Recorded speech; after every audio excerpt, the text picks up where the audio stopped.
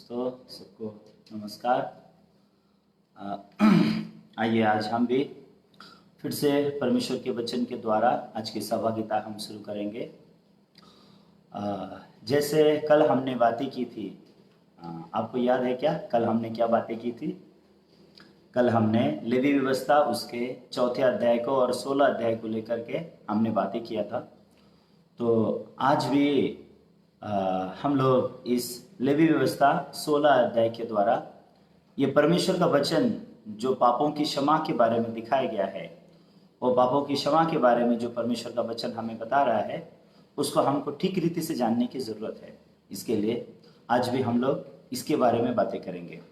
तो आइए अपना बाइबल खोलेंगे, उसका लेवी व्यवस्था उसका 16 अध्याय और उसके एक वचन से आज हम फिर से बातें करेंगे। लेवी व्यवस्था उसका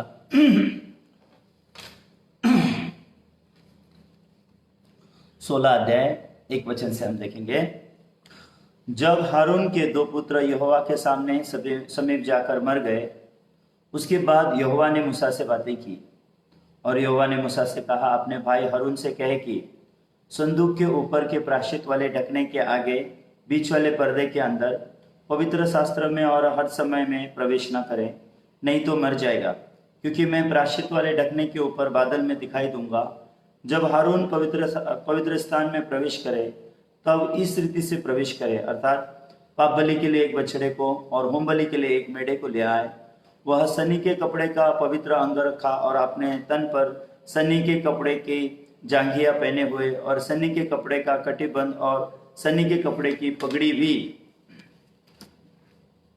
बांधे हुए प्रवेश करे और पवित्र वस्त्र हैं, और वह जल से स्नान करके इन्हें पहने। फिर वह इजरायलियों की मंडली के पास से पाप बलि के लिए 2 बकरे और होम बलि के लिए एक मेढ़ा ले, और हारून उस पाप बलि के बछड़े को जो उसी के लिए होगा चढ़ाकर अपने और अपने घराने के प्रायश्चित करे, और उन दोनों बकरों को लेकर मिलाप वाले तंबू के द्वार पर यहोवा के सामने खड़ा करे। और हारून दोनों बकरों पर चिट्ठियां डाले, एक चिट्ठी यहोवा के लिए और दूसरा अजाजेल के लिए हो। और जिस बकरे पर यहोवा के नाम की चिट्ठी निकले उसको हारून पाप बलि के लिए चढ़ाए, परंतु जिस बकरे पर अजाजेल के लिए चिट्ठी निकले वह यहोवा के सामने जीवित खड़ा किया जाए, कि उससे प्रायश्चित किया जाए और वह अजाजेल के लिए जंगल में छोड़ा जाए। 34 वचन भी और मैं पढ़ूंगा। 34 वचन, लेवी व्यवस्था उसका 16 अध्याय 34 वचन, वर्स 34। और यह तुम्हारे लिए सदा की विधि होगी कि इजरायलियों के लिए प्रतिवर्ष एक बार तुम्हारे सारे पाप के लिए प्रायश्चित किया जाए, यहोवा की इस आज्ञा के अनुसार जो उसने मूसा को दी थी, हारून ने किया। तो मैंने लेवी व्यवस्था उसका 16 अध्याय 34 वचन तक को पढ़ा, 1 से लेके 10 तक, और 34 को मैंने पढ़ा है इस समय में। तो हमने जो पहले बातें की उसके बारे में बात किया कि कैसे परमेश्वर ने इंसानों को पापों की क्षमा के बारे में जानने के लिए शुरू करवा दिया। तो मनुष्य पहले खुद अपने पापों की क्षमा के बारे में कुछ जानना नहीं चाहता था, क्योंकि मनुष्य नहीं जानता है कि पाप उसके साथ क्या करता है। मनुष्य को नहीं मालूम कि पाप की वजह से उसका जीवन खराब होता है। वो नहीं जानता है कि पाप की वजह से उसका जीवन, उसका परिवार, उसका सब कुछ दयनीय बनता है। और ये भी नहीं जानता इंसान कि पाप की वजह से वो इंसान कहाँ जा रहा है, वो नरक में जा रहा है। इसके बारे में भी इंसान खुद होकर के नहीं जानता। तो अगर आप परमेश्वर के वचन को देखेंगे तो आप उस आदम की तरफ देखो जिस आदम से परमेश्वर प्यार करता है। आप देखो, जब आदम ने शैतान के द्वारा धोखा पाया तो धोखा पाए हुए आदम को परमेश्वर अकेला छोड़ देना नहीं चाहता था। परमेश्वर जैसे आदम को छोड़ देना चाहता था ऐसा नहीं था। परमेश्वर आदम के पास जाता है, आदम से मिलता है। आदम जो डरा हुआ है, उस डरे हुए आदम को परमेश्वर बातें करता है, और परमेश्वर उस आदम से पूछता है। और जैसे जैसे परमेश्वर आदम से बातें करता है, आदम होश में आना शुरू करता है। हाँ, मैंने परमेश्वर का वचन सुनना तो छोड़ दिया है। हाँ, मैं किसकी बातें सुन रहा हूँ, किसकी बातें सुन के मैं डरता हूँ, किसकी बातें सुन के मैं तकलीफ में होता हूँ। कौन है जो मुझे डराता है, कौन है जो मुझे परमेश्वर के आगे छुपने लगाता है। ऐसा करके हम लोग एक एक बातों को जब बाइबल में देखते हैं, हम लोग सटीकता से देखते हैं कि परमेश्वर ने आदम को शैतान के धोखे से बाहर निकाल दिया और परमेश्वर ने आदम को परमेश्वर पर भरोसा करने वाला दुनिया दे दिया। तो जब परमेश्वर ने आदम को परमेश्वर पर भरोसा करने वाला दुनिया दे दिया, उस समय में परमेश्वर बहुत आनंदित हो सका। क्यों? क्योंकि अभी परमेश्वर और आदम का मेल मिलाप हो सकता है। अभी परमेश्वर और आदम एक दूसरे से बातें कर सकते हैं। अभी परमेश्वर का मन जो है आदम को चला सकता है। लेकिन जब तक आदम शैतान की बातों को सुन रहा था अपने मन में, शैतान जो सोच दे रहा है उसी सोच को शैतान सुनकर आदम सुनकर जी रहा था। ऐसे समय में सिर्फ आदम तकलीफ में था ऐसा नहीं है, परमेश्वर भी तकलीफ में था। तो जब हम लोग पाप में रहते हैं, सिर्फ हम तकलीफ में रहते हैं ऐसा नहीं है। हम जब पाप में रहते हैं तो हम परमेश्वर को भी हम तकलीफ में देखते हैं। इसलिए परमेश्वर तकलीफ में नहीं है कि हमने पाप किया, इसलिए परमेश्वर तकलीफ में नहीं है। क्यों? क्योंकि परमेश्वर तो हमारे पापों को क्षमा करने में समर्थ है। परमेश्वर हमारे पापों को मिटाने में समर्थ है। फिर परमेश्वर तकलीफ में क्यों है? क्योंकि परमेश्वर तकलीफ में इसलिए है क्योंकि अभी मनुष्य का मन परमेश्वर से क्या हो गया? अलग हो गया। तो जब परमेश्वर का मन और मनुष्य का मन अलग अलग हो जाता है, उस समय में परमेश्वर उस मनुष्य के साथ कोई नाता नहीं बना सकते। उस समय में परमेश्वर जो है उस मनुष्य को कोई शांति नहीं दे सकते। परमेश्वर उसे आशीष नहीं दे सकते, अनुग्रह नहीं दे सकते। क्यों? क्योंकि वो इस इंसान का मन जो है शैतान की तरफ हो जाता है। तो जब उसका मन शैतान की तरफ हो जाता है, तो हालांकि परमेश्वर उसे खुशी और शांति देना चाहे, फिर भी वो इंसान उन बातों को नहीं पाता। तो आप में से कई लोग ऐसे सोच में रहते होंगे कि पास्टर, जब भी हम आपका वचन सुनते हैं, आप हमेशा पाप और पापों की क्षमा के बारे में क्यों बोलना चाहते हैं? अगर आपको पाप समझ में आया और पाप से मन फिराना अगर समझ में आया, और अगर आपको परमेश्वर पर विश्वास करके उद्धार कैसे पाना है, अगर ये आपको सटीकता से समझ में आ जाए, तो आपका मन और परमेश्वर का मन एक हो जाएगा। उसके बाद मुझे आपको सिखाने की जरूरत नहीं पड़ेगी। आप परमेश्वर के मन के द्वारा जीवन जीने के लिए आप स्वतंत्र हो जाओगे और आप पवित्र आत्मा के द्वारा चलाए हुए जाओगे। इसके लिए जरूरी है कि आप पाप क्षमा को ठीक ठीक रीति से सीखें। तो जब हम लेवी व्यवस्था उसके 4थे अध्याय में देखते हैं, वहां पे पहली बार परमेश्वर ने इंसान को पाप के बारे में ज्ञान देना शुरू किया। उससे पहले भी इंसान को पापों की क्षमा मिली थी। जैसे आप जानते हैं कि आदम और हवा को भी परमेश्वर ने चम्र वस्त्र दिया था। उसके बाद आप जानते हो कि हबील और कैन के समय में भी हबील भी कैसे परमेश्वर के सामने वो मेमने को लेके गया था, जो यीशु मसीह का प्रतीक है। वो मेमने का लहू और मेमने के चर्बी के द्वारा वो कैसे परमेश्वर के सामने गया था, वो भी आप जानते हैं। और उसके बाद भी जब हम देखते हैं नोहा के समय में भी परमेश्वर ने कैसे इस पृथ्वी को नाश किया था। क्यों? क्योंकि इंसान पाप से फिरे नहीं थे। तो उस समय में जब इंसान पाप से नहीं फिरे, उस समय में सारे इंसान को कैसे परमेश्वर ने मन फिराव का समय दिया। 120 साल तक नोहा परमेश्वर के वचन को प्रचार करता रहा, लेकिन लोगों ने परमेश्वर के वचन की ओर लौटने के बारे में अच्छे से नहीं जाना। लोगों ने मन फिराव क्या है वो नहीं जाना, विश्वास क्या है वो नहीं जाना। तो लोग हमेशा किस प्रकार के सोच में रहते थे? हमने कोई बड़ा पाप नहीं किया है, हमने कोई बड़ी गलती नहीं की है, बस इतने में रहे। अगर वो लोग परमेश्वर की ओर लौट जाते थे तो उनके लिए नोहा के द्वारा परमेश्वर ने क्या किया था? जहाज को तैयार करके रखा था। तो परमेश्वर का तैयार किया हुआ जहाज उनके लिए इंतजार कर रहा था। उनको बस परमेश्वर के वचन पे विश्वास करना था और जहाज में जाना था। लेकिन समस्या क्या हुई? उनका सोच। तो उनका सोच क्या सिखाने लगा? मुझे नहीं लगता है जल प्रलय आएगा। आपको क्या लगता है? जल प्रलय आएगा? आपको क्या लगता है ये जल प्रलय आके हमको नाश करेगा, हमको डुबाएगा? मुझे तो नहीं लगता है कि वो डुबाएगा। मुझे ऐसा नहीं लगता है कि वो जल प्रलय डुबाएगा। इतने छोटे छोटे बच्चों को भी जल प्रलय डुबा देगा? क्या परमेश्वर सच में इतना बड़ा न्याय लेके आएगा इंसानों पर? परमेश्वर तो हमसे प्यार करता है। अभी अभी मेरे छोटे बच्चे हैं, तो अभी अभी मेरा जीवन ऐसा है, अभी अभी मेरी शादी हुई है, कुछ क्या बात कर रहे हैं, कुछ क्या बात कर रहे हैं। लोग बहुत व्यस्त है। बाइबल में लिखा है लोग बहुत व्यस्त थे। लोग शादी लगा के देने में, शादी करने में, खाने में, पीने में, घर बनाने में, इसमें लोग व्यस्त थे। तो लोगों का मन इतना व्यस्त था कि लोग परमेश्वर का वचन सुन ही नहीं पाते थे। लोगों को परमेश्वर का वचन सुनने का समय नहीं होता था। तो लोगों को जब नोहा प्रचार करता था कि एक दिन पृथ्वी पे न्याय होगा, कि पृथ्वी पे जल प्रलय होगा, ऐसे समय में जो इंसान है ऐसी बातों को बिल्कुल समझ नहीं सकते थे। उसके बाद जब हम देखते हैं नोहा के बाद जो परमेश्वर ने चुना वो व्यक्ति कौन था? बाइबल में अगर आप देखोगे तो वो अब्राहम है, उत्पत्ति के 12 अध्याय में। तो उत्पत्ति के 12 अध्याय में परमेश्वर ने अब्राहम को चुन के कहा, मैं तुम्हारे द्वारा संपूर्ण राष्ट्र को क्या करूंगा, आशीष दूंगा। इसका मतलब क्या है, परमेश्वर ने योजना बनाया कि अब्राहम के वंश के द्वारा परमेश्वर यीशु को इस संसार में भेजेंगे, ताकि यीशु के द्वारा सब मानव जात क्या हो सके, पाप से मुक्ति पाए, शैतान से फिर के परमेश्वर के अनुग्रह को पाकर वो लोग धर्मी और पवित्र बन सके, ताकि वो लोग परमेश्वर के द्वारा क्या किया जा सके, उपयोग किया जा सके, परमेश्वर के साथ एक मन होकर के वो लोग खुशी और शांति से जीवन को बिता सके। ये परमेश्वर की इच्छा और योजना थी। लेकिन जब हम निरंतर देखते हैं कि कैसे अब्राहम के वंश में भी कितना शैतान ने बहुत सारे काम किए हैं और शैतान ने लोगों को बहुत धोखा भी दिया हुआ है, ऐसे भी लोग हम बाइबल में बहुत सारे लोगों को देख सकते हैं। लेकिन अब्राहम के वंश में से इसहाक आता है, इसहाक के वंश में से याकूब आता है, याकूब से यूसुफ आता है, यूसुफ के समय में सब इजराइल लोग कहाँ जाते हैं, मिस्र में जाते हैं। तो मिस्र में ये लोग जाने से पहले परमेश्वर ने अब्राहम से कह दिया था, ये लोग मिस्र में जाएंगे, गुलाम बनेंगे, शत्रुओं के गुलाम बन के जिएंगे और उसके बाद 400 साल के बाद मैं उनको वहां से छुड़ाऊंगा। तो परमेश्वर ने अपने वचन के अनुसार मूसा नबी को भेज के मूसा के द्वारा इजराइल लोगों को वहां से बाहर निकाला। तो जब परमेश्वर ने इजरायलियों को मिस्र से बाहर निकाला तब वो लोग सीने पर्वत पे थे। तो सीने पर्वत में जो है परमेश्वर ने इजरायली लोगों से बातें की है।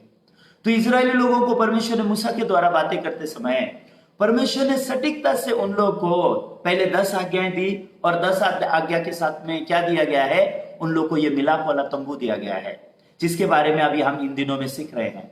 तो ये मिलाप वाले तंबू जब परमेश्वर ने इनको दिया, ये तंबू क्यों दिया गया था आप जानते हैं, क्योंकि परमेश्वर जानते हैं कि इजरायलियों को मैं नियम तो दे रहा हूं, लेकिन ये इजरायली लोग परमेश्वर का नियम नहीं पालन करेंगे। परमेश्वर जानते हैं, परमेश्वर जानते हैं कि मैंने इनको बोला है तुम झूठ मत बोलो, लेकिन ये लोग झूठ बोलेंगे, ये परमेश्वर जानते हैं। मैंने इनसे कहा है तुम चोरी मत करो, लेकिन ये लोग चोरी करेंगे, परमेश्वर जानते हैं। क्योंकि परमेश्वर से मनुष्य छुपा हुआ नहीं है और मनुष्य के बारे में परमेश्वर मनुष्य के बारे में पूरी रीति से जानता है। इसलिए परमेश्वर जानता है कि इंसान पाप करेगा, इसलिए ये पाप की वजह से इंसान नरक में जाएगा, पाप की वजह से इंसान का परमेश्वर के साथ नाता नहीं रहेगा। इसके लिए परमेश्वर ने सीने पर्वत पे सिर्फ मूसा को 10 आज्ञा नहीं दी, वो मिलाप वाला तंबू भी परमेश्वर ने उसको बनाने के लिए कहा है। तो जब परमेश्वर ने ये मिलाप वाला तंबू उसको बनाने को कहा, ये तंबू क्यों बनाया जाता था, ये मिलाप वाले तंबू में क्या होता था, पापों की क्षमा की विधि होती थी। तो ये मिलाप वाले तंबू में पापों की क्षमा की विधि होती थी। तो जब भी कोई इजरायली पाप करेगा, वो अगर उसको उसका पाप समझ में आता है, उसको कहां जाना पड़ेगा, मिलाप वाले तंबू में जाना पड़ेगा। मिलाप वाले में तंबू में जाएगा तो याजक उससे मिलेगा, याजक उससे मिलके याजक उसको क्या बोलेगा, तुमने पाप किया, तुम्हारा पाप समझ में आया, तुमने परमेश्वर के नियम को तोड़ा है, समझ में आया, हाँ मुझे समझ में आया, ठीक है, अभी परमेश्वर का वचन सुनो। परमेश्वर कहते हैं क्या, तुम जाओ और एक निर्दोष मेमने को लेके आओ। तो जब भी कोई इजरायली बच्चा अपने पाप को जानता, वो झूठ बोला हो या फिर उसने नफरत किया हो या फिर उसने चोरी की हो, कोई भी प्रकार का पाप क्यों ना हो, वो पाप जो परमेश्वर ने उसको मना किया था वो काम उसने किया है। तो वो पाप जो परमेश्वर ने उसको मना किया था वो पाप करके वो बच्चा जब वो इंसान जब पापी बन जाता है, वो परमेश्वर के द्वारा क्या गाइडेंस पाता है। ऐसा नहीं है कि तुम रो, तुम क्षमा मांगो, तुम गिड़गिड़ाओ परमेश्वर के आगे तो परमेश्वर दयालु है, तुमको क्षमा कर देगा, इस प्रकार की बातें नहीं है। तो कौन सी बातें हैं वहां पे, बात कौन सी है, ये बात आपको जानने की जरूरत है। वो बात कौन सा है, जब कोई भी इंसान पाप करता है तो सबसे पहले उसको परमेश्वर क्या बोलते हैं, अपने पाप के लिए एक निर्दोष मेमना लेके आओ। तो वो इंसान क्या किधर जाएगा, एक निर्दोष मेमने को लेने जाएगा, वो मेमने को लेके आएगा, वो मेमने पर अपना हाथ रखेगा, उस मेमने पर उसके पाप चले जाएंगे, वो मेमने को काटा जाएगा, उसका लहू वेदी के सिंगों पे लगाया जाएगा और उसके बचे हुए लहू को वेदी के पाए पे डाला जाएगा। उसके बाद वो जो बलि का जो मेमना है उसकी सारे बॉडी के साथ क्या करना है, सब बातें इन डिटेल लिखी गई है लेवी व्यवस्था उसके 4 अध्याय में, जो हमने इससे पहले के सत्र में हमने बातें की थी। उस तरीके से एक पापी को उसके पापों की क्षमा मिलती है। तो जब वो एक पापी ऐसा पाप करके जब उसको पापों की क्षमा मिलती है, उसके बाद उसका नाता परमेश्वर के साथ हो जाता है।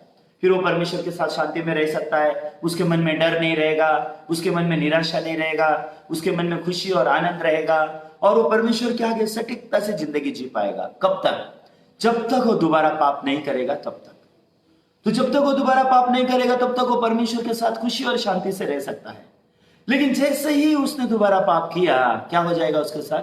उसका नाता परमेश्वर के साथ फिर से टूट जाएगा। तो वो पाप करने के कारण फिर से वो अंधकार में चला जाएगा, फिर से वो निराशा में जाएगा। उसके बाद उसको क्या करना है? फिर से उसको किधर जाना होगा? पापों की क्षमा पाने की विधि की ओर जाना होगा। तो वो विधि कौन सी है? फिर से उसको जाकर के एक मेमना लाना है। अभी उसने कल मेमना बलिदान चढ़ाया था, वो मेमने से आज उसका पाप क्षमा होगा क्या? नहीं। उसको फिर से जाकर के क्या करना पड़ेगा? दूसरा मेमना लेके आना पड़ेगा। जितना बार वो पाप करेगा उतनी बार उसको मेमना लाना पड़ेगा, जितनी बार पाप करेगा उतनी बार मेमना लाना पड़ेगा, जितनी बार पाप करेगा उतना बार उसको हाथ रखना पड़ेगा। क्यों?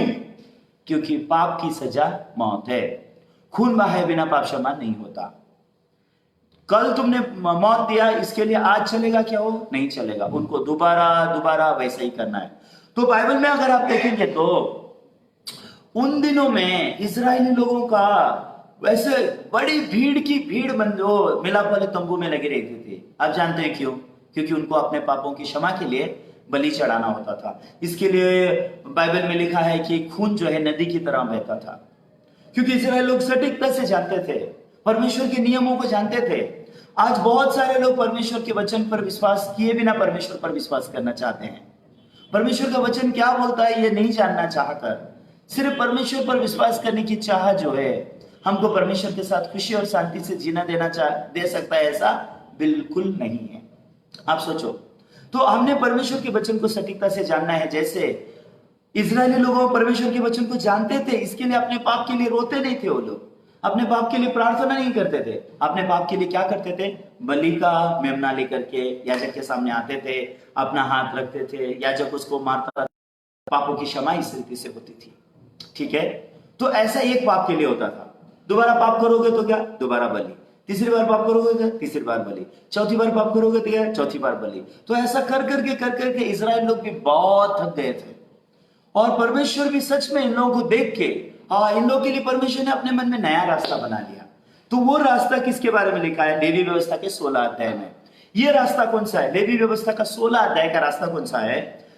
परमेश्वर ने वो नियम को बदल के यहां लेवी व्यवस्था के 16 अध्याय में दूसरा नियम लाया है। वो दूसरा नियम क्या है? मैं इजरायली लोगों का पाप साल में एक बार माफ करूंगा। इजराइल के सारे लोगों का पाप, इजराइल के सारे लोगों का पाप, इजराइल में बड़ा बूढ़ा से लेकर के छोटे बच्चे तक का, इजराइल के सारे वंशज, इजराइल के सारे लोग, सारे पुरुष, सारी स्त्रियां, सारे बच्चे, सबके सबका पाप साल में एक बार क्षमा करने का परमेश्वर ने नियम दिया। उसको प्रायश्चित का दिन कहा गया इजरायली लोगों के लिए। इसके लिए ये जो सन है, ये जो दिन है, ये जो दिन है बहुत ही महत्वपूर्ण है इजराइल लोगों के लिए। क्यों? क्योंकि उन लोग साल में एक बार बलिदान चढ़ाने के लिए परमेश्वर के मिलाप वाले तंबू में जाया करते थे। तो मिलाप वाले तंबू में कई पर्व हैं। उन पर्वों में से सबसे महत्वपूर्ण पर्व कौन सा है? प्रायश्चित का दिन। तो यहाँ पे 34 वचन में आप देखिए, आपके बाइबल में लेवी व्यवस्था 16 अध्याय 34 वचन में लिखा है, और यह तुम्हारे लिए सदा की विधि होगी कि इजरायलियों के लिए प्रतिवर्ष एक बार तुम्हारे सारे पापों के लिए प्रायश्चित किया जाए, यहोवा की इस आज्ञा के अनुसार जो उसने मूसा को दी थी, हारून ने किया। तो ये सारे पापों के लिए साल में एक बार प्रायश्चित करने को कहा गया है। ठीक है, तो अब ये प्रायश्चित कैसे किया गया? क्योंकि यीशु मसीह का बलिदान को अगर आपको समझना है, तो अगर यीशु मसीह के ऊपर आपके पाप सब कैसे गए ये आपको जानना है, तो यीशु के पाप कैसे आपके सारे क्षमा हो गए। आज कई लोग मुझे पूछते हैं, पास्टर पहले के पाप क्षमा हो गए, हम समझ सकते हैं, लेकिन आज हम पाप करते हैं उसका क्या? हम भविष्य में पाप करते हैं उसका क्या? हाँ, हम हमारे आज के पाप का तो हमने परमेश्वर से क्षमा मांगना ही चाहिए, ऐसे कैसे बोल सकते हैं? हाँ, बाइबल में यीशु ने पतरस को बोला, नहाए हुए को पांव धोने की जरूरत है, नहाने की जरूरत नहीं है। क्या वो पापों की क्षमा मांगना नहीं है? नहीं है, बिल्कुल नहीं है। हाँ, उसका भी अर्थ है। बाइबल में जो लिखा है सबका अर्थ है, लेकिन एक अर्थ आपने गलत नहीं लगाना है। पाप धोने का मामला को आपने गलत अर्थ नहीं लगाना है। पाप लहू के बिना धोया नहीं जा सकता। परमेश्वर अपने वचन के विरोध में नहीं जाएगा। आपको यह चीज सटीकता से जानने की जरूरत है कि पाप की सजा मौत है, प्रार्थना नहीं है। प्रार्थना गलत नहीं है। मैं खुद प्रार्थना करता हूं, मैं खुद दान देता हूं, मैं खुद चर्च में पास्टर हूं, मैं खुद बाइबल टीचर हूं, मैं खुद उपवास करता हूं। मैं ऐसी बातों में विरोध नहीं करता, कि हमने प्रार्थना नहीं करनी चाहिए, या उपवास नहीं करना चाहिए, या बाइबल नहीं पढ़ना चाहिए, या चर्च को नहीं जाना चाहिए, या हमको चर्च नहीं चाहिए, ऐसी बातें नहीं है। लेकिन एक चीज मैं सटीक से क्लियर करना चाहता हूं, वो क्या है? पाप की सजा मौत है, प्रार्थना नहीं है। प्रार्थना करना गलत नहीं है, लेकिन पाप की सजा मौत है, प्रार्थना नहीं है। तो ये बात जानने से हमको क्या समझ में आएगा? तो परमेश्वर हमें क्या रास्ता दिखाना चाहते हैं, वो बात हमको सटीकता से समझ में आएगा। तो आज बहुत सारे लोग इस बात को नहीं जानते हैं। इसके लिए लोग क्या सोचते हैं, मैंने प्रार्थना किया पाप क्षमा के लिए, तो मैंने परमेश्वर से बोला परमेश्वर मेरे पापों की क्षमा कर दो, परमेश्वर दयालु है, आज नहीं तो कल क्या करेंगे, मुझे मेरे पापों की क्षमा करेंगे। ऐसे सोच में लोग जीते हैं, लेकिन वो लोग चेक भी नहीं करते वचन में, बाइबल में वो लोग चेक भी नहीं करते हैं कि सच में उनको उनके पापों की क्षमा हुई है या नहीं हुई है। सच में परमेश्वर ने उनको उनके पापों की क्षमा दी है या नहीं दी है। हालांकि मैं अपनी तरफ से बात करके नहीं होगा, मुझे परमेश्वर का साइड जानने की जरूरत है। परमेश्वर का साइड जानने के लिए हमको बाइबल जानने की जरूरत है। आप सोचिए इसके बारे में, एक एक करके हम लोग इसके बारे में बात करेंगे। तो लेवी व्यवस्था उसके 4 अध्याय में और ये 16 अध्याय में इस बात को साफ रीति से लिखा गया है। तो अभी 16 अध्याय में परमेश्वर ने किससे बात करना शुरू किया है? हारून याजक से बात करना शुरू किया है, मूसे के द्वारा। तो परमेश्वर ने मूसे को समझाया, हारून जब इजरायलियों के लिए ये प्रायश्चित के दिन में जो विधि करेगा, वो विधि को हारून को अच्छा से समझा, परमेश्वर बोल रहे हैं। इसलिए यहाँ पे अंत में क्या लिखा है बताए आपको? ये 34 वचन में क्या लिखा है? यहोवा की इस आज्ञा के अनुसार जो उसने मूसा को दी थी, हारून ने किया, ऐसा लिखा हुआ है। आज्ञा कौन दिया? यहोवा परमेश्वर ने दिया। ये हारून को किसने सिखाया? मूसा ने सिखाया। क्यों? क्योंकि मूसा ने परमेश्वर का वचन सुना, मूसा ने परमेश्वर का वचन सुन के हारून को बताया, और हारून ने क्या किया? जैसा परमेश्वर ने कहा था वैसा किया। तो आज देखेंगे इजरायली लोगों का 1 साल का पाप क्षमा करने के लिए यहोवा ने मूसा से क्या कहा, मूसा ने हारून से क्या कहा, और हारून ने क्या किया, ताकि इजरायली लोगों का पापों का क्षमा हो सके। वैसे ही आपको भी अपने पापों की क्षमा का रास्ता जानना है। अगर आपने अपने पापों का क्षमा का रास्ता अगर नहीं जाना, तो परमेश्वर आपको जो आनंद जीवन देना चाहता है, वो आनंद जीवन आपका कैसे होगा? जो आशीर्वाद परमेश्वर आपको देना चाहता है, वो आशीर्वाद आपका कैसा होगा? परमेश्वर जो शांति आपको देना चाहता है, वो शांति आपका कैसा होगा? इस बारे में एक एक करके सोचने की जरूरत है। ठीक है, तो अभी लेवी व्यवस्था 16 अध्याय में मूसा ने हारून को समझाया, हारून जब तुम याजकीय सेवा के लिए जाओगे, याजकीय सेवा क्यों किया जाता है पता है आपको? इजरायली लोगों को पापों से मुक्ति करने की सेवा है। वो परमेश्वर की सेवा करते हुए इजरायली और परमेश्वर का मेल मिलाप कराने का काम याजक का होता है। याजक क्या काम करता है? एक पापी को उस पवित्र परमेश्वर से मिलाने का काम एक याजक का होता है। इसलिए यीशु मसीह को महायाजक कहा गया है। महायाजक क्यों कहा गया है यीशु मसीह को? महायाजक इसलिए कहा गया है ताकि सारे मानव जात को परमेश्वर से मिलाने वाला प्रभु यीशु मसीह है। क्योंकि उस पवित्र परमेश्वर और इस पापी मानव जात में एक ही बिचवाई है, वो है प्रभु यीशु मसीह, ताकि सारे मानव जात को वो परमेश्वर से क्या कर सके? मिला दे सके। तो इसके लिए जब यहाँ पे याजक लोग सेवा करते हैं, तो याजक को क्या करना पड़ता है? वो हारून याजक को क्या करना पड़ेगा? पहले अपने आप को पानी से शुद्ध करो, ऐसा लिखा हुआ है। उसके बाद याजक के कपड़े परमेश्वर ने बनाने को लगाए हैं। तो जो सनी के कपड़े बाइबल में लिखे गए हैं, ये कपड़े हारून को अपने अंग रखा। वो सब कुछ जो है कपड़े जो बनाए हैं, अंदर के कपड़े बनाए हैं, बाहर के कपड़े बनाए हैं, और पगड़ी बनाए, सब चीज परमेश्वर ने कहा है कैसे कैसे बनाना है। तो वो सब चीजें हारून बनाएगा, और वो बनाने के बाद हारून क्या करेगा? सभी बातें बनाने के बाद हारून अपने और अपने परिवार के पापों की क्षमा के लिए बलि का रास्ते से जाएगा। तो उसके लिए क्या बलि करना है वो भी लिखा हुआ है। उसके परिवार के लिए प्रायश्चित के लिए क्या करना है वो भी लिखा हुआ है। उसके बाद जब अपना और अपने परिवार के पापों की क्षमा का काम जब हारून पूरा करेगा, जब हारून परमेश्वर के आगे धर्मी और पवित्र बनेगा, उसके बाद हारून को अभी अधिकार मिलता है क्या करने के लिए? अपने भाइयों की सेवा करने के लिए, मतलब इजरायलियों की सेवा करने के लिए। तो परमेश्वर अभी चाहता है कि हारून क्या करे? इजरायलियों की सेवा करे। परमेश्वर चाहता है कि इजरायलियों को पापों के छुटकारे का रास्ता दिखाए। हारून को परमेश्वर ने क्या कहा? आइए एक एक करके देखेंगे। माफ कीजिए, मैं आज आपको पीपीटी नहीं दिखा सकता, क्योंकि पीपीटी दिखाने के रास्ते से जब मैं जा रहा हूं तो इंटरनेट थोड़ा स्लो होने की वजह से वीडियो बराबर नहीं चल पा रहा है, आवाज अच्छे से नहीं आ रहा है, इसके लिए मैं आपको पीपीटी नहीं दिखा सकता। इसके लिए आपको दया करके अपना बाइबल खोलना पड़ेगा। अगर आप अपने बाइबल को खोले बिना, अपने बाइबल को चेक किए बिना अगर आप लोग वचन को सुनेंगे तो वो आपके लिए घातक भी साबित हो सकता है।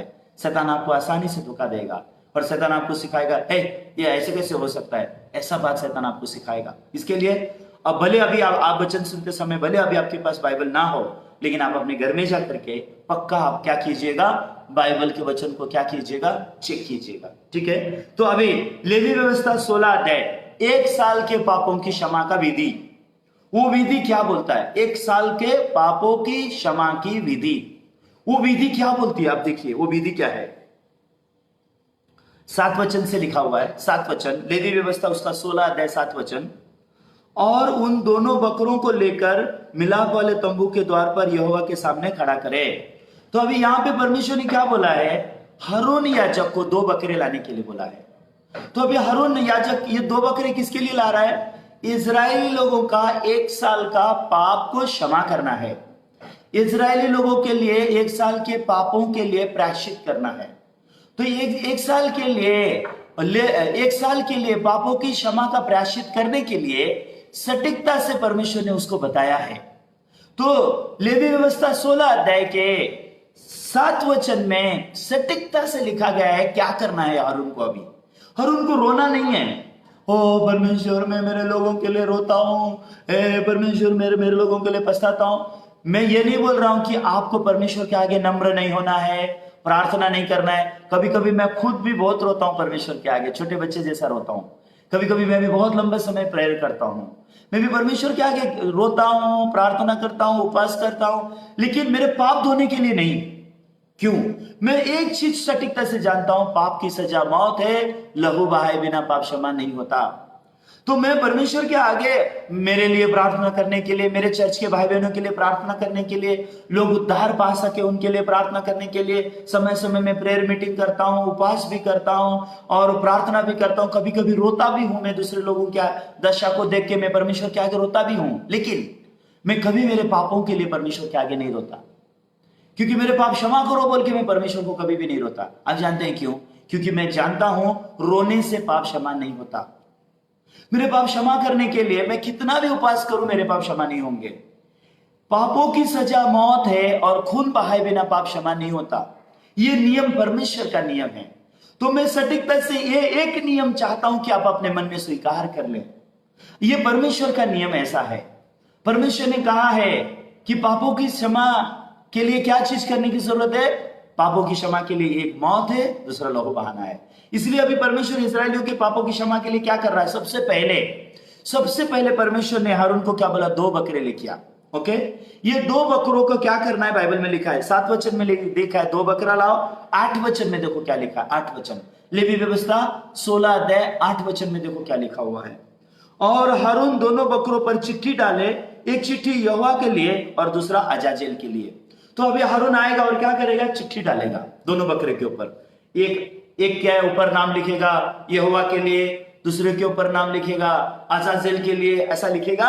और उसके बाद वो दोनों चिट्ठी क्या करेगा? एक एक बकरे के ऊपर डालेगा। और जो बकरे के ऊपर अजाजेल नाम आ जाएगा, हाँ ये बकरा अजाजेल है। और दूसरा बकरा जिसके ऊपर नाम आएगा यहोवा के लिए, हाँ ये यहोवा के लिए है। तो अभी यहोवा के लिए जो चिट्ठी आती है, उस बकरे के साथ क्या करना होता है? यहोवा के लिए जो चिट्ठी आती है, वो चिट्ठी के लिए क्या करना पड़ता है? वो मेमने को मरना पड़ेगा, क्योंकि वो यहोवा के नाम पे आ गया है। यहोवा के नाम में आएगा, उसको मरना होता है। और अजाजेल के नाम में जो चिट्ठी आता है, वो अजाजेल को जंगल में छोड़ा जाएगा। ये दोनों बकरों के पीछे बहुत गहरा अर्थ है। ये दोनों बकरों के बीच में बहुत गहरा अर्थ है। इस अर्थ में इजरायली लोगों का 1 साल का पाप का क्षमा है। यह अर्थ जानने से आप यीशु का अर्थ भी जान जाएंगे। यीशु की मृत्यु में सब मानव जाति के पाप की क्षमा का अर्थ है, लेकिन लोग उस पाप की क्षमा का अर्थ को नहीं समझ पा रहे हैं आज। क्यों लोग उस पाप क्षमा के अर्थ को नहीं समझ पा रहे? क्योंकि उन्होंने सटीकता से परमेश्वर का मन नहीं जाना, परमेश्वर हमें कैसे छुड़ाना चाहता है।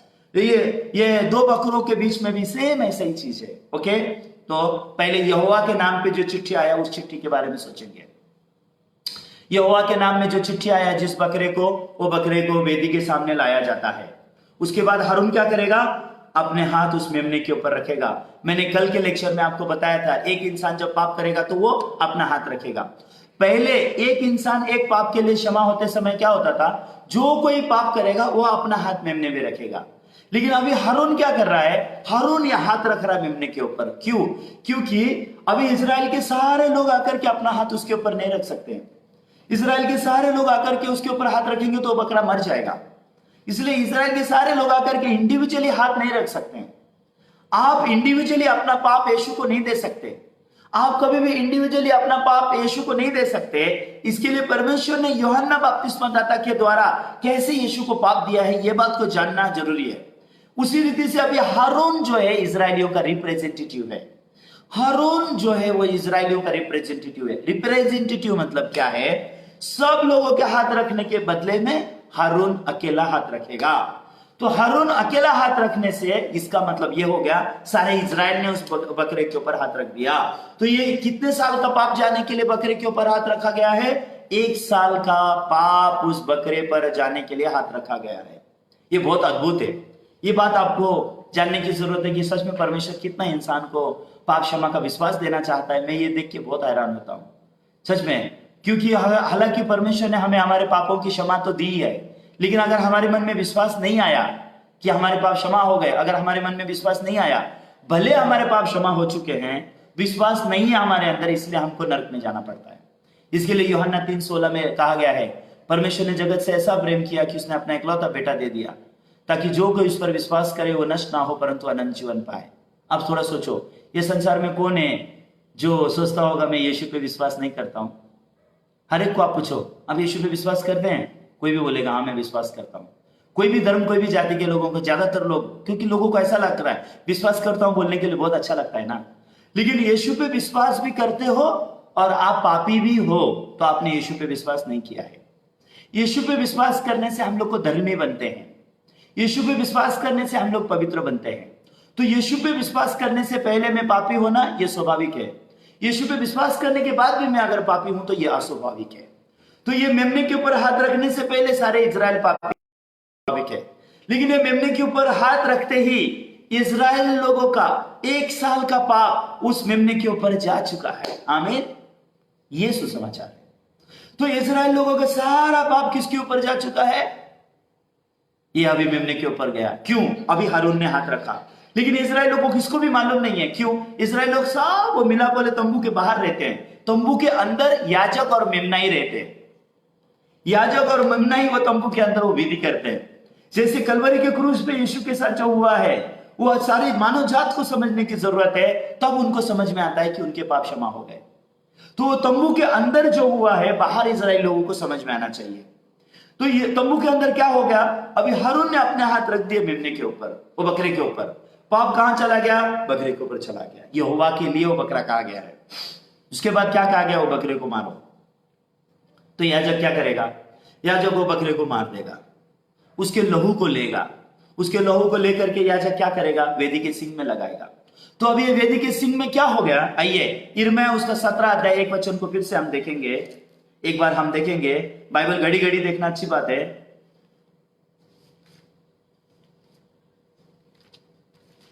यिर्मयाह उसका 17 अध्याय उसका 1 वचन।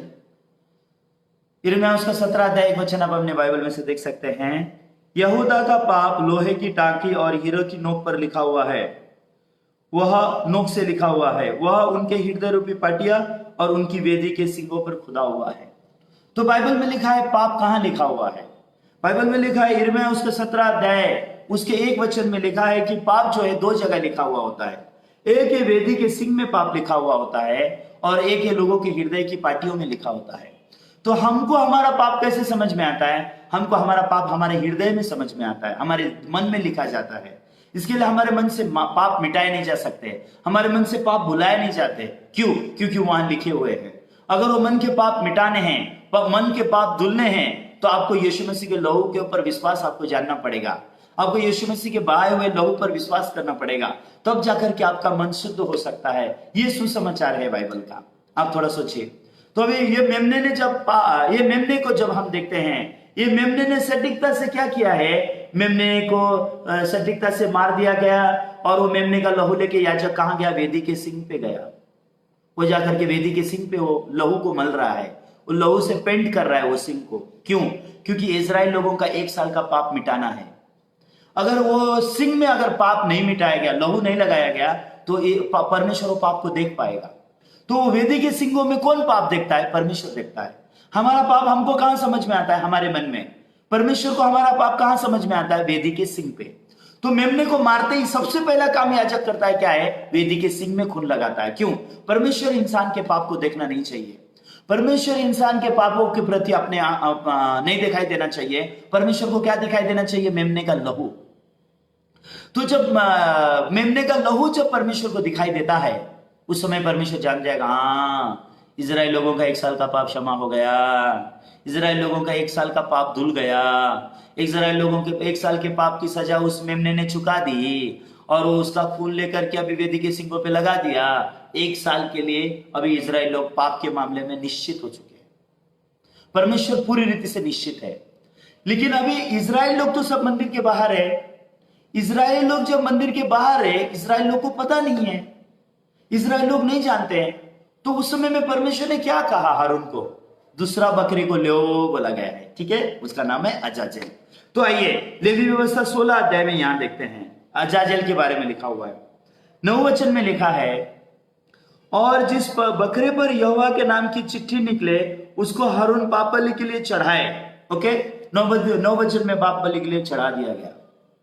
पाप बलि के लिए वो बकरा मार दिया गया, वो बकरे की मृत्यु हो गई, वो बकरे का लहू बहाया गया। ये किसके पाप के लिए बकरा मारा? सारे इजरायली लोगों के 1 साल का सारा पाप। ये बात जानना है, ये अद्भुत है। ये जानने के लिए आपको अपना सोच फेंकना पड़ेगा। ये मानने के लिए आपको अपने ऊपर का भरोसा त्यागना पड़ेगा। परमेश्वर ने ऐसे पापों की क्षमा रखी है क्या? मुझे मालूम नहीं था। 1 साल का पाप ऐसे क्षमा करता था क्या परमेश्वर? मुझे मालूम नहीं था। यहाँ पे इजरायली लोगों ने कुछ भी नहीं किया है। ये सब किसने किया है? परमेश्वर ने किया है। यहाँ पे कौन कर रहा है? परमेश्वर कर रहा है। किसके द्वारा कर रहा है? मूसा और हारून के द्वारा कर रहा है। किसको लेके कर रहा है? उस मेमने को, उस बकरे को लेकर के कर रहा है। ठीक है, अब इजराइल लोगों के 1 साल का पाप कहां चला गया? उस बकरे के ऊपर गया। कैसे गया? हारून के हाथ रखने के द्वारा गया। 1 साल का सारा इजरायलियों का पाप, बूढ़ा से लेकर के बच्चा तक का सारे पाप जो इस दुनिया में जन्म ले लिया है, उस बच्चे से लेकर के ये दुनिया में जो अब तक बुढ़ा है, उस बुढ़े तक का सारा पाप 1 साल के लिए मेमने के ऊपर चला गया। ओके, ये बात आपको अच्छे से जानना चाहिए। वो एक मेमने के ऊपर जाने के बाद वो मेमने को मौत का सजा देना पड़ेगा। दोस्तों, ये मेमने ने क्या पाप किया जो अभी मर रहा है? ये मेमने ने क्या पाप किया जो उसको अपना खून बहाना पड़ रहा है? आप जानते हैं मेमने ने क्या पाप किया है? कोई पाप नहीं किया है। मेमना तो निर्दोष है। तो फिर मेमना क्यों मर रहा है? क्योंकि हारून ने क्या किया? इजराइल का सारा पाप मेमने के ऊपर लाद दिया। तो अभी परमेश्वर देखता है तो पाप इजरायली लोगों के पास है या उस मेमने के पास है? मेमने के पास है। मेमने के पास चला गया। कैसे गया? हारून के हाथ रखने के द्वारा पाप गया। हमारी आंखों में नहीं दिखाई देता है। इजरायली लोग किसी की भी आंखों में दिखाई नहीं देता। इजराइल लोग किसी ने देखा भी नहीं है। हारून को भी नहीं देखा है, मेमने को भी नहीं देखा है, किसी को भी नहीं देखा है, क्योंकि सब विधि कहां चल रही है? मंदिर के अंदर चल रही है। इसके लिए उन लोग को कुछ भी नहीं, सब मिलाप वाले तंबू में चल रहा है, इसलिए उन लोगों को कुछ भी मालूम नहीं है। लेकिन उनको मालूम हो या ना हो, इजराइल लोगों का 1 साल का पाप चला गया मेमने के ऊपर। ये परमेश्वर जानता है, ये परमेश्वर का दास हारून जानता है। उसके बाद वो मेमने को मार दिया गया। ये क्या है? इजरायली लोगों के सारे 1 साल के पाप की सजा, सारे पापों की सजा, 1 साल भर का जितना भी पाप है, वो जितना भी पाप है, सारे पाप का सजा उस मेमने की मौत से खत्म हो गया। बुढ़े का पाप भी, बच्चे का पाप भी, जवान का पाप भी, एक पाप भी 100 पाप। 1 साल के अंदर वो लोग कितना पाप करेंगे, किए, इसका कोई पता नहीं है। 1 साल के अंदर कितने पाप किए वो लोग ने, उसका कोई हिसाब नहीं है। हो सकता है एक आदमी ने करोड़ पाप किए होंगे, हो सकता है एक आदमी ने सिर्फ एक ही पाप किया हो। ये 1 करोड़ पाप भी उसी मेमने के लहू में क्षमा हो गए, एक पाप भी उसी मेमने के लहू में क्षमा हो गए हैं। ये परमेश्वर का स्टैंडर्ड है। ये आप मानो या नहीं मानो, ये परमेश्वर का स्टैंडर्ड ऐसा ही है। तो एक आदमी होगा जिसने बहुत पाप किए होंगे, एक आदमी ने बहुत पाप किया होगा, तो वो आदमी वो मेमने की तरफ बहुत धन्यवादित मन से देखता होगा। हाँ धन्यवाद मेमना, मैंने इतना लाखों पाप किए एक साल के अंदर, और ये मेरे जैसा दुष्ट आदमी, मेरे लिए तू मरा मेमना, तेरी मृत्यु के द्वारा मुझे मेरे पापों की क्षमा मिल गई, तेरे लहू के द्वारा मेरे पाप धुल गए, थैंक यू मेमना। वो आदमी इस मेमने की तरफ बहुत खुश होगा। लेकिन जो आदमी ने एक ही पाप किया है वो क्या सोचेगा, है क्या भारी बात है, एक ही पाप तो मैंने किया था, और कौन सा पाप किया, ठीक है एनी हाउ मर गया, ठीक है। ऐसा चित्र आप बाइबल में भी देख सकते हो। एक दिन प्रभु यीशु एक फरीसी के घर में गए। एक फरीसी के घर में जब बैठे थे, वो खाना खाने के लिए बैठे हुए थे प्रभु यीशु। उस समय में वो नगर की एक बहुत ही गंदी और पापी औरत आई। शायद से उसने बहुत पाप किए होंगे। वो नगर के सारे लोग उसको गंदी औरत बोल के देखते थे। बहुत पाप, करोड़ों पाप किए होंगे उस औरत ने। लेकिन एक दिन वो औरत ने सुना कि यीशु ने मेरे करोड़ों पाप क्षमा कर दिए, यीशु के लहू में मेरे पाप क्षमा हो गए, यीशु मेरे पाप के लिए क्रूस पर मरने के लिए आए, यीशु की मृत्यु में मेरे पाप की सजा खत्म होगी, यीशु के लहू में मेरे पाप धुल गए। ऐसी बातें सुनकर वो पापी स्त्री कंट्रोल नहीं कर सकी अपने आप को। वो किसी के घर में नहीं जाती थी वैसे, क्योंकि कोई उसको पसंद नहीं करता था, कोई उसको अच्छा नहीं पाता था, इसके लिए वो किसी के घर में आसानी से नहीं जाती थी। लेकिन जब उसने सुना कि यीशु उस फरीसी के घर में आया है, हाँ दौड़ते हुए गई वो यीशु से मिलने के लिए। यीशु से मिलने के लिए दौड़ते हुए जा करके अपने आंखों से आंसू बहाते हुए अपने बाल से यीशु के पांव पोंछ रही है और वो धन्यवाद दर्शा रही है। यीशु मेरे जैसी गंदी औरत का पाप के लिए मरने के लिए धन्यवाद, यीशु मेरे पापों को अपने लहू से धोने के लिए धन्यवाद, यीशु मेरे जैसी घिनौनी और पापी औरत भी स्वर्ग में जा सकते, यीशु आपके प्रेम के लिए बहुत धन्यवाद। वो निरंतर यीशु को धन्यवाद की बलि चढ़ा रही है। उसकी आंखों में आंसू बह रहा है, अपने बालों से यीशु के पांव को पोंछ रही है, बहुत खुश है। लेकिन तब तक जो फरोशी उसको खाना देने के लिए बुलाया था अपने घर में, वो अपने मन ही मन में क्या सोच रहा है, ये आदमी अगर परमेश्वर का बेटा है, अगर ये आदमी परमेश्वर की ओर से आया हुआ भविष्य वक्ता है, तो ये आदमी को समझ में आना चाहिए कि औरत कितनी गंदी औरत है, ये आदमी को समझ में आना चाहिए कि औरत कितनी घृणित औरत है। तो उस समय में प्रभु यीशु ने उससे एक दाखला कहा, सुन, एक मालिक के दो देनदार थे। ये दो देनदारों में से एक देनदार का बहुत ज्यादा देना था, लेकिन एक का कम था। लेकिन मालिक जो दया का धनी है, उसने दोनों को भी माफ कर दिया। जिसके बहुत गुनाह थे उसको भी माफ कर दिया, जिसका थोड़ा गुनाह था उसको भी माफ कर दिया। क्यों? क्योंकि चुकाने को दोनों के पास कुछ नहीं था, ऐसा लिखा है बाइबल में। इसका मतलब क्या है, हम थोड़ा पाप किए हो या हमने बड़े पाप किए हो, कोई भी पाप हमने क्यों ना किया हो, पाप के बदले परमेश्वर को देने के लिए तो हमारे पास कुछ भी नहीं है। हो सकता है आपने जिंदगी में सिर्फ एक बार झूठ बोला हो सकता है कि आप उन बेश्याओं के जैसे नहीं, चोर के जैसे नहीं, जकातदारों के जैसे नहीं, खूनियों के जैसे नहीं, हो सकता है आप अच्छे इंसान हो, सिर्फ अपनी जिंदगी में सिर्फ एक बार झूठ बोला होगा। लेकिन याद रखना, ये झूठ बोलने का पाप का क्षमा भी आप बिना यीशु के लहू के नहीं पा सकते। बिना यीशु की मृत्यु के ये भी पाप क्षमा नहीं हो सकता। आपके इस पाप के लिए भी यीशु को मरना ही पड़ा ताकि क्षमा हो सके। पाप की सजा ही मौत है।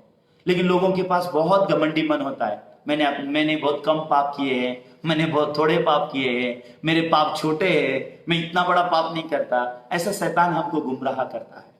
तो वो जो फरीसी जिसके घर में प्रभु यीशु गए थे, वो ऐसे गुमराह था। शायद उसका नाम शिमोन था, मुझे अभी पक्का याद नहीं है, शिमोन नाम का था शायद से। लेकिन वो फरीसी को प्रभु ने क्या कहा? प्रभु ने कहा, इसके जो बहुत पाप थे ना, वो क्षमा हो गए। देख शिमोन, देख भाई, मैं जब से तेरे घर में आया हूं, तूने मुझे हाथ धोने को भी पानी भी नहीं पूछा। हालांकि दिखता है कि तू मुझे परमेश्वर का बेटा मानता है, हालांकि दिखता है कि तू मुझे परमेश्वर का जन मानता है, इसके लिए ऐसा लगता है कि तूने मुझे अपने घर में खाना खाने के लिए बुलाया, लेकिन हाथ धोने को पानी भी नहीं दिया। ऐसा मन तेरा मेरे प्रति है। लेकिन ये औरत जब से यहाँ आई है, वो अपने आंसुओं से मेरे पांव को धो रही है, अपने बालों से मेरे पांव को पोंछ रही है। इस औरत के हृदय को तू जान सकता है? इसके जो बहुत पाप थे ना, ये क्षमा हो गए हैं। इसके लिए ये मुझसे बहुत प्यार करती है। लेकिन तेरे बहुत थोड़ा हुआ है ना, इसके लिए तेरा प्यार भी बहुत थोड़ा है। कुछ लोगों के लिए पाप क्षमा कुछ भी नहीं है, लेकिन मेरे जैसे आदमी के लिए, क्योंकि मैं वो पापी स्त्री जैसा इंसान हूं, मैं भी सच में बहुत पाप का जिंदगी जिया, मैं भी बहुत बुरा जिंदगी जिया। मैंने भी पूरा जिंदगी शैतान की गुलामी करते हुए जिया। मैं भी बहुत दुख और दर्द का जिंदगी जिया। किसकी तरह? उस पापिन स्त्री की तरह। तो इसके लिए जब मैंने यीशु को मिला, जब मैं पहली बार मेरी जिंदगी में यीशु को मिला, मैंने परमेश्वर का वचन सुना कि परमेश्वर मुझसे प्यार करता है और परमेश्वर का बेटा यीशु मेरे लिए क्रूस पे मरा। मैं हैरान हो गया। आप जानते हैं क्यों? तब तक मुझे यीशु के बारे में कुछ भी मालूम नहीं था। तब तक मुझे बाइबल के बारे में कुछ भी मालूम नहीं था। मैं मेरे अपने रीत के अनुसार, अपने परंपरा के अनुसार मेरे जीवन को जीता था। लेकिन एक दिन मेरी जिंदगी में मैं पाप कर करके मैं बहुत दयनीय बन गया। शराब पी पी के, जुआ खेल खेल के, ड्रग्स कर करके, सब प्रकार की बुराई और दुष्टता कर करके मैं मेरे नगर में भी बदनाम हो गया था। जिस नगर में रहता था उस नगर के लोग बोलते थे, ये आदमी की छाया भी तेरे ऊपर गिर गया तो तू श्रापित हो जाएगा। ऐसे लोग बोलते थे। मैं इतना बदनाम इंसान था। लेकिन एक दिन उस पापिन स्त्री को क्षमा करने वाला यीशु, जिसने उस पापिन और उस गंदी स्त्री को माफ किया, वो यीशु मेरे लिए क्रूस पे मरा। मुझे पता चला। मैं हैरान हो गया, ये यीशु कौन है? कौन है ये यीशु? मेरे लिए क्यों क्रूस पे मरता है? मैंने क्या किया है जो यीशु मेरे लिए क्रूस पे मरता है? उसका मेरा रिलेशन क्या है? उसका जात क्या है, मेरा जात क्या है? उसका धर्म क्या है, मेरा धर्म क्या है? ऐसे बहुत सारे सोच थे मेरे पास। जब मैंने सुना कि यीशु मेरे लिए मरा, ये मेरे को स्वीकार करने के लिए आसान नहीं था। ये बात मानने के लिए मेरे लिए आसान नहीं था। ये बात समझने के लिए भी आसान नहीं था। लेकिन मुझे पता चला यीशु मेरे लिए मरा।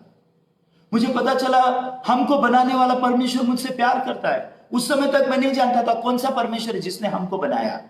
मेरा सृष्टिकर्ता परमेश्वर कौन है मुझे मालूम नहीं था। यीशु वो परमेश्वर का बेटा है जिस परमेश्वर ने मुझे बनाया, मुझे नहीं मालूम था। यीशु मेरा बड़ा भाई है, मुझे मालूम नहीं था।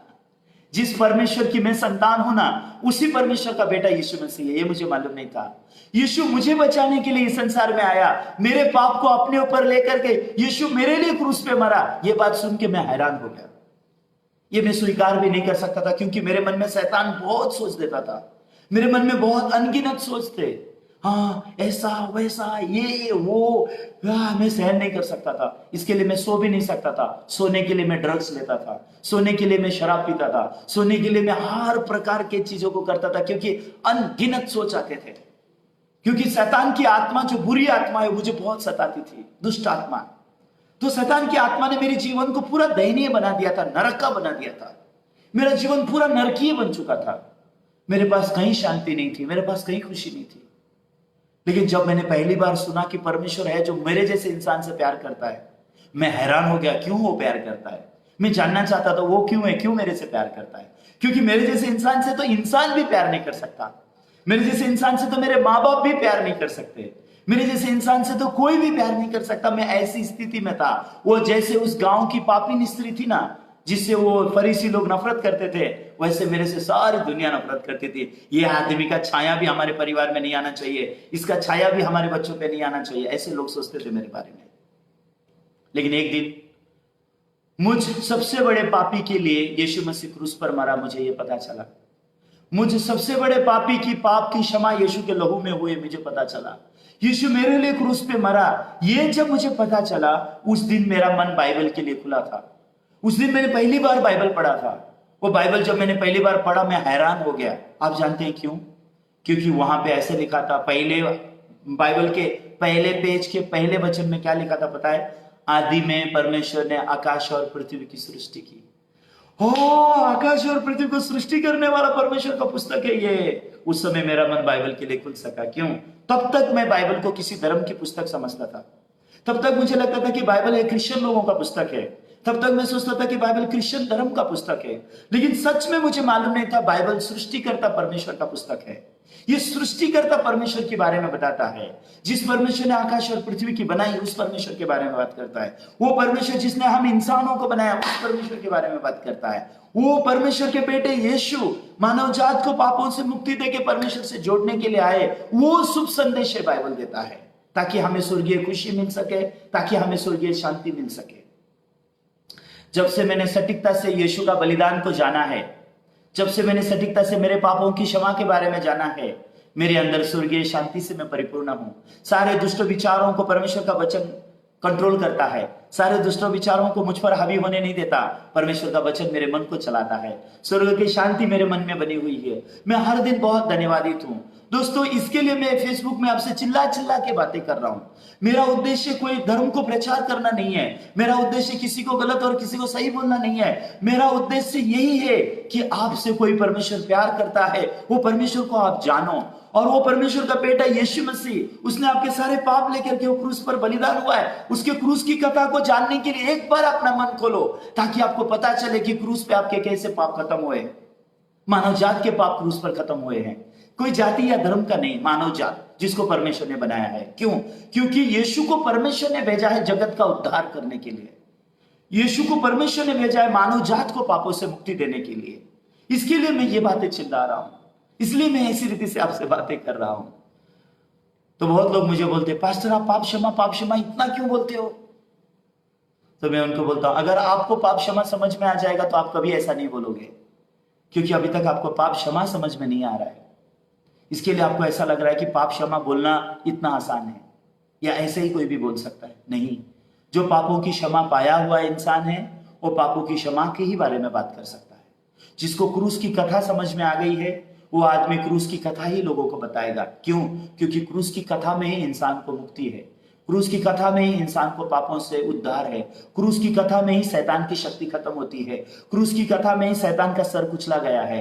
क्रूस की कथा में ही शैतान जो है हार गया और यीशु विजयी हुआ है। इसलिए क्रूस पे यीशु ने शैतान को हराया है, पाप को हराया है, मृत्यु को हराया है, श्राप को हराया है, अनंत काल के नरक को हराया है। इसीलिए आपने क्रूस की कथा कान खोल के सुनना चाहिए। आप सोचिए इसके बारे में। तो सटीकता से वो बाइबल में कौन लोग हैं जो लोग यीशु के नजदीक गए, आप देखिए बाइबल में।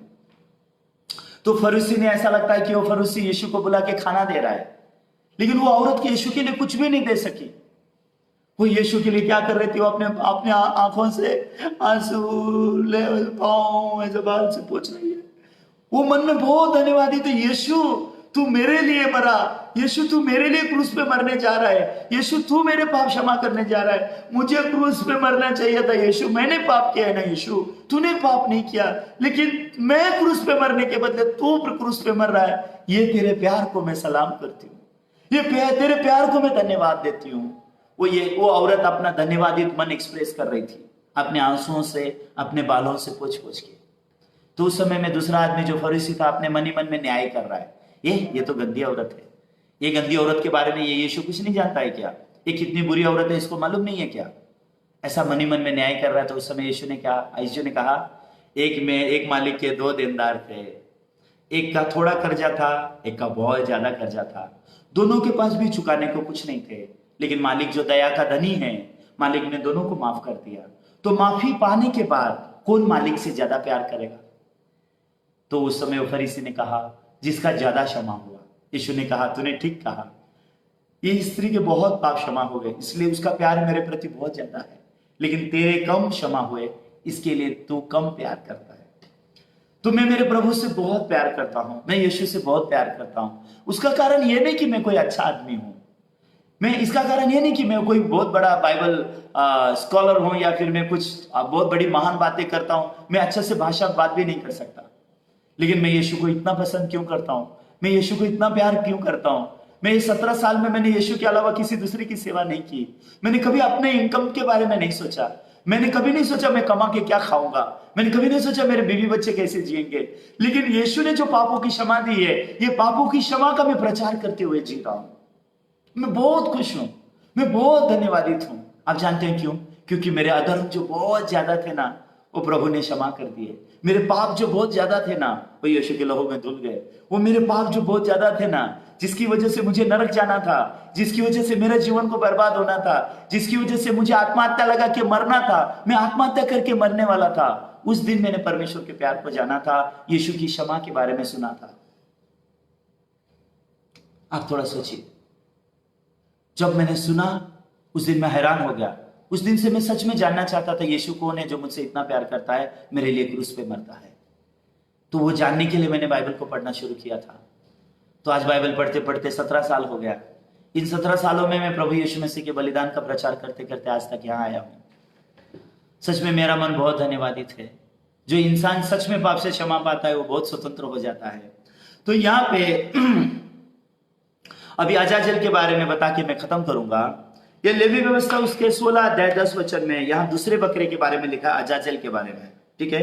10 वचन, परंतु जिस बकरे पर अजाजेल के लिए चिट्ठी निकले वह यहोवा के सामने जीवित खड़ा किया जाए कि उससे प्रायश्चित किया जाए और वह अजाजेल के लिए जंगल में छोड़ा जाए। तो अभी अजाजेल के बारे में क्यों बाइबल में ऐसे लिखा है? क्योंकि ये अजाजेल को क्यों स्थापित किया परमेश्वर ने?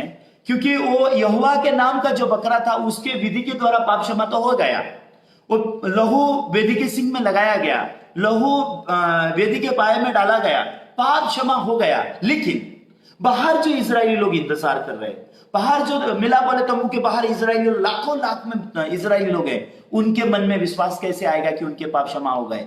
वो विश्वास देने के लिए ये अजाजेल होता है। ये अजाजेल वो उस विश्वास को देने के लिए होता है। इसलिए क्या करेगा? हारून उसके ऊपर हाथ रखेगा, फिर से सेम प्रार्थना करके वो विधि को पूरा करके अभी एक आदमी अजाजेल को ऐसे पकड़ेगा और अजाजेल को लेके ऐसे ऐसे ऐसे ऐसे ऐसे ऐसे ऐसे ऐसे ऐसे ऐसे ऐसे ऐसे ऐसे ऐसे ऐसे ऐसे ऐसे इजरायली को लाखों लोगों के बीच में ऐसे अजाजेल को लेके जाएगा। तो इजरायली लोग इन वचनों को जानते हैं, इजरायली लोग इस विधि को जानते हैं। तो जैसे उनकी आंखों के सामने अजाजेल जाएगा, उस समय में वो लोग क्या चिल्लाएंगे? ओ देखो 1 साल का पाप लेके जाने वाला अजाजेल, ओ देखो 1 साल का पाप हरण करके लेके जाने वाला अजाजेल। उस समय इजरायलियों के मन में क्या आएगा? विश्वास आएगा। हमारे 1 साल के पाप चले गए, हमारा 1 साल का पाप वो अजाजेल उठा के लेके गया, हमारा 1 साल का पाप अजाजेल उठा के लेके गया। सब लोगों के मन में विश्वास आया। तो लोग एक दूसरे से बात करते हुए क्या करेंगे? अजाजेल गया क्या? हाँ गया गया। 1 साल का पाप उठा के अजाजेल गया क्या? हाँ गया गया गया, अजाजेल गया। तो सारे इजरायलियों का मन पापों से स्वतंत्र हो गया। कितने समय के लिए? 1 साल के लिए। तो वो लोग किसका इंतजार करेंगे? अगले साल के विधि का इंतजार करेंगे। फिर जब अगले साल में इसी दिन में फिर से 1 साल की विधि और की जाती थी। ऐसी विधि इजरायलियों में सालों साल बारंबार किया जाता था। ये वार्षिक विधि होती थी, वार्षिक, साल में एक बार। 34 वचन में जैसे लिखा है, साल में एक बार ऐसे पापों की क्षमा होती थी। तो उन लोग को साल के बाद फिर से पाप क्षमा पाना होता था। हर साल ऐसे ही पापों से क्षमा पाना होता था। तो कब तक वो ऐसे उनको पापों की क्षमा पानी पड़ती थी? जब तक यीशु नहीं आया और यीशु ने हमेशा के पाप नहीं लिए। यीशु आके सब मानव जात का, सिर्फ इजरायलियों का नहीं, यीशु जगत का पाप उठाने के लिए आया। जगत का मतलब सारे मानव जात का, जो आदम से जन्मे हैं, जो आदम से जन्मेंगे, सब मनुष्य के बीच में एक ही बिचवाई था, एक ही उद्धार करता था। प्रभु यीशु मसीह सारे मानव जात का पाप अपने ऊपर लेके वो क्रूस पे मर के मानव जाति के पाप का सजा, मौत, ये दंड चुका के क्रूस में से बहाए हुए लहू से उनके पाप धो के उनको धर्मी बनाया, उनको पवित्र किया। जब सटीकता से हम उस यीशु से मिलते हैं, हमारा पाप अनंत काल के लिए छुटकारा प्राप्त करता है, हमारा मन अनंत काल के छुटकारे को प्राप्त करता है। तो उस छुटकारे के बारे में मैं आपसे कल बात करूंगा। आज मैं कुरिन्थियों से एक वचन बता के खत्म करता हूं। पहले कुरिन्थियों उसका 6 अध्याय। तो आपने लेवी व्यवस्था 16 अध्याय में इजरायली लोगों का 1 साल का पाप कैसे क्षमा होता है समझ में आया ना? उन्होंने पाप नहीं किया ऐसा नहीं, पाप किया। कुछ लोगों ने बहुत पाप किया, कुछ लोगों ने कम पाप किया, लेकिन बहुत पाप किया उनका पाप भी उसी मेमने से क्षमा हुआ है, और जिन्होंने एक पाप किया उनका पाप भी उसी मेमने से क्षमा हुआ है। क्यों? पाप की सजा मौत है और खून बहाए बिना पाप क्षमा नहीं होता। ये पाप क्षमा का स्टैंडर्ड है बाइबल में। आपको मानना है आप मान सकते हैं, आप नहीं मानना है वो आपकी मर्जी है, लेकिन बाइबल पापों की क्षमा का रहस्य ऐसे हमें बताता है। तो अभी पहला कुरिन्थियों 6 अध्याय 9, 10 और 11 वचन पढ़ के खत्म करेंगे। क्या तुम नहीं जानते कि अन्यायी लोग परमेश्वर के राज्य के वारिस न होंगे? धोखा न खाओ, न वेश्यागामी, न पुरुष मूर्ति पूजक, न परस्त्रीगामी, न लुच्चे, न पुरुषगामी, न चोर, न लोभी, न पियक्कड़, न गाली देने वाला, न अंधेर करने वाला परमेश्वर के राज्य के वारिस होंगे। और तुम में से ऐसे कितने ही थे, परंतु तुम हमारे प्रभु यीशु मसीह के नाम से हमारे परमेश्वर की आत्मा से धोए गए, पवित्र हुए और धर्मी ठहरे। तो यहाँ पे इजराइल लोग पापी थे, लेकिन उस मेमने के द्वारा, उस मेमने और हारून की विधि के द्वारा क्या हो गया?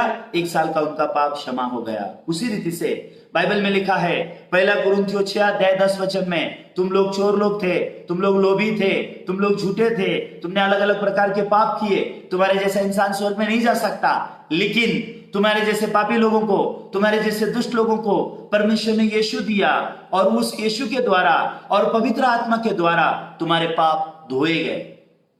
यीशु ने अपनी मृत्यु और अपने लहू से तुम्हारे पाप धो दिए। इसलिए बाइबल में लिखा है, हमारे प्रभु यीशु मसीह के नाम से और उसकी पवित्र आत्मा के द्वारा तुम्हारे पाप धोए गए, तुमको धर्मी बनाया गया और तुमको पवित्र बना दिया गया है। तो अगर आप सटीकता से जानेंगे, हाँ मैं झूठा हूं, हाँ मैंने चोरी की, हाँ मैं लालची हूं, मैं पाप में जन्मा, मैंने पाप किए, लेकिन मेरे पाप मैं अपने तरीके से धो नहीं सकता, मेरे पाप मेरी प्रार्थना से नहीं धो सकता, मेरे आंसुओं से नहीं धो सकता। मेरा पाप धोता है कौन है? यीशु मसीह का नाम और गवाही का आत्मा मेरे पापों को धो दिया। कैसे धो दिया? मुझे धर्मी बना दिया, मुझे पवित्र बना दिया। अगर आप सटीकता से यीशु ने आपके पाप धोए हैं, तो यीशु ने आपको पापी रखा है कि पाप धोने के बाद? नहीं। यीशु क्या कहता है? गवाही का आत्मा क्या कहता है? यीशु और गवाही का आत्मा सटीकता से हमें यह सिखाता है कि उसके बलिदान के द्वारा उसने हमें धो दिया, हमें धर्मी बना दिया और उसने हमें पवित्र बना दिया। आमीन। तो पहला कुरिन्थियों 6:10 में लिखा, हम सब ने पाप किया, लेकिन 11 में लिखा है, सब पाप क्या किए गए? धो दिए गए, हमको धर्मी बना दिया गया, हमको पवित्र बना दिया गया। आमीन। तो मैं आशा करता हूं, जैसे आज आपने 1 साल के पाप क्षमा के बारे में सुना, वैसे ही यहाँ पे कुरिन्थियों में आपके सारे पाप क्षमा के बारे में लिखा हुआ है। आपको धर्मी बना दिया गया, आपको पवित्र बना दिया गया। तो कल हम लोग ये बात करेंगे कि कैसे अनंत काल के पाप यीशु के ऊपर गए, उसके बारे में हम लोग कल बात करेंगे। आज मैं इतना में ही खत्म करूंगा, समय भी बहुत हो चुका है। आइए हम प्रार्थना करें। अपनी आंखों को बंद कीजिए, एक बार मैं प्रार्थना करूंगा। हमारे स्वर्गीय पिता, आपको मैं धन्यवाद देना चाहता हूं। परमेश्वर, आज आप हमें निरंतर सिखा रहे हैं कि हमारे पाप कैसे क्षमा हुए हैं। प्रभु, अगर हम हमारे सोच विचार से हमारे पापों की क्षमा के बारे में जानने की कोशिश करेंगे, तो हम लोग को ऐसा लगेगा कुछ पाप क्षमा हो गए, कुछ पाप क्षमा होना बाकी है, और कुछ पाप के लिए हमने कुछ करना है। ऐसे शैतान हमें निरंतर धोखा दे रहा है।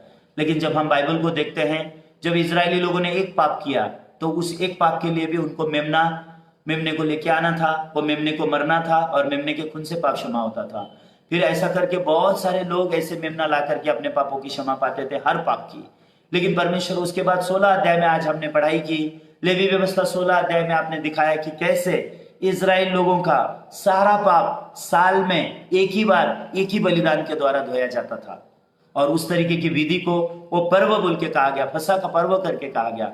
वो विधि था जो साल में एक बार मनाया जाता था।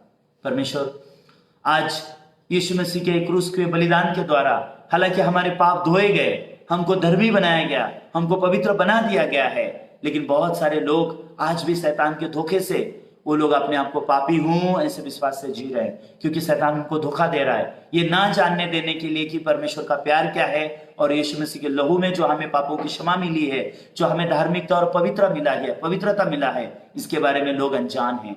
परमेश्वर, आप उनको अनुग्रह दीजिए और आपके वचन को सुनने का मौका दीजिए, ताकि वो लोग जान सकें कि उन्होंने अपना पाप धोना नहीं है, प्रभु ने उनका पाप धो दिया है।